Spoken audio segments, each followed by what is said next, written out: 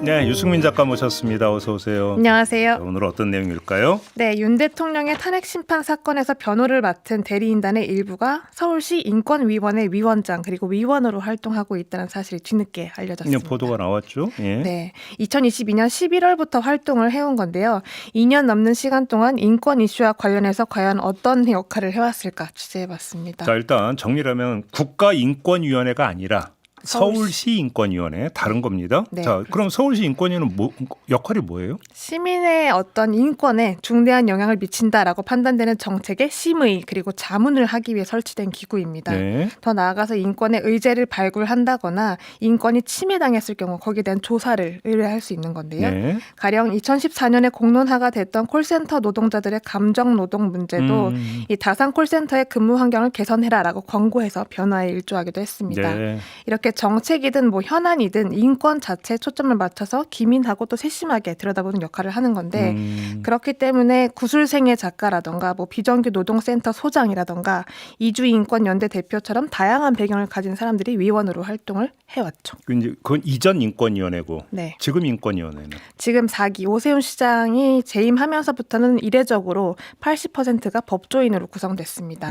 법학자도 있고요. 예. 이게 인권위원회 역사상 처음 있는 일이다라는 말이 나올 정도인데 특히 위원장인 배보윤 변호사 같은 경우도 그렇고 위원인 도태우 변호사도 그간의 경력이나 활동 과정에서 여러 차례 논란을 빚어왔던 인물입니다. 이 두 변호사가 그러니까 지금 윤석열 대통령 변호인단의 멤버다 이 얘기인 네, 거죠? 맞습니다. 예. 배보윤 변호사 같은 경우는 지난 1월에 계엄으로 인한 기본권 제한이나 생명 신체 제한은 없었기 때문에 탄핵 심판은 필요 없다라고 주장을 한 인물이기도 했고요. 네. 도태우 변호사는 박근혜 전 대통령 형사재판 변호이기도 했는데 그 직접 운영하고 있는 유튜브 채널에서 5.18 광주 민주화 운동의 북한 개입설을 또 꾸준히 제시해온 주장해온 인물이기도 합니다. 알겠습니다. 그런데 오늘 이제 그 포커스를 맞추고자 하는 건 서울시 인권이니까 네. 이쪽으로 좀 한정을 해서 그래서 이제 인권위원들의 구성이 주로 이제 법조인, 법학자 중심으로 바뀐 다음에 네. 어떤 변화가 있었던 건데요? 활동 자체가 굉장히 감소했고요. 예. 때문에 이제 법학자랑 법조인으로 구성이 되다 보니까 어떤 사회 이슈에 대한 민감도가 떨어지는 것 아니냐라는 지적이 작년부터 나오기 시작했습니다. 아, 그래요? 네.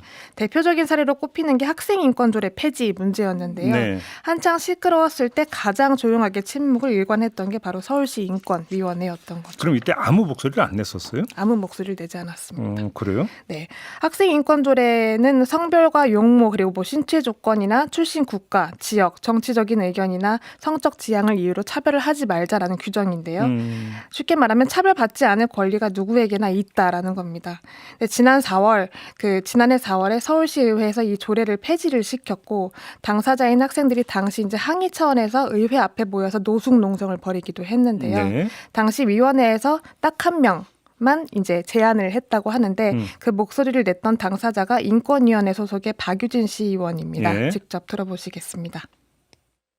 그때 나온 반응이 뭐냐면 다들 뭐 그게 그렇게 중요한 문제라면은 추후에 의견을 상정하는 걸 검토해 보죠. 그분들의 내심은 이런 겁니다. 국힘은 폐지를 얘기하고 민주당은 폐지하면 안 된다고 하는데 이런 쟁점에 어느 한쪽 편을 드는 게 말이 됩니까? 인권위가? 그럼 저희는 중립 아니에요? 뭐 이러면서 가만히 있는 거예요. 찬반이 갈리거나 여야 쟁점 같은 문제가 생기는 건 아예 외면해 버리는 거예요.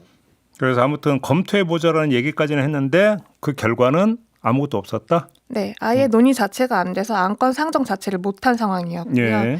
당시 이 사안이 정당 싸움이기도 했지만 뭐 시민단체와 종교계 그리고 학부모들까지 격돌했던 중요한 사안이기도 했는데 정작 핵심은 학생 인권이었지만 인권위원회에서는 조용했다라는 게 가장 큰 문제였습니다. 네. 또 퀴어 축제 서울광장 사용이 무산됐을 때도 마찬가지였는데 이게 통상적으로 반대라고 한다고 해도 어떤 형식적인 과정은 있어야 하지만 그조차도 없었다라는 거였고 매번 뭔가를 제안을 할 때마다 뭘 그런 것까지 논의를 하냐라는 반응이 있었다고 합니다. 그럼 이거 말고 다른 이슈에 대해서도 마찬가지였어요? 네, 그렇습니다. 가장 또 눈에 띄는 게 서울사회 서비스원 폐지가 됐던 건데요. 이게 그 오세훈 시장이 늘 강조하는 약자와의 동행과도 같은 맥락인데 돌봄을 개인의 몫이 아닌 공공의 몫으로 가져가자라는 취지였거든요. 예. 뭐 아기를 키울 때 돌봄 서비스를 받는다거나 가족 구성원이 아플 경우에 요양보호사의 보호를 받는 건데요. 이걸 지난해 5월에 서울시 의회에서 조례법으로 폐원을 갑자기 시켜버린 겁니다. 네. 때문에 이용자들도 갑자기 이제 서비스 이용 중단 통보를 받고 노동자들도 300명 정도 해고를 당했습니다. 그럼 이거에 대해서 아무 말이 없었다? 네. 그럼 뭐 하고 있는 거예요, 인권위는? 그것도 한번 박유진 시의원 목소리를 빌어서 직접 들어보시겠습니다. 사기인권위원회는 이제 분기에 한 번 정도 정례 회의가 있거든요. 지금 현실에서 벌어지고 있는 이런 문제는 눈을 감고 어떻게 해야 저출산을 극복하죠? 어떻게 해야 자살률을 막죠? 같은 주제만 우아하게 차 마시면서 얘기하는 그런 회의인 였던 거예요. 네, 정리하면 격렬하게 아무것도 안 하고 있다. 이렇게 정리가 되겠네요. 네. 수고하셨어요. 유승민 작가였습니다. 고맙습니다. 세상이 스마트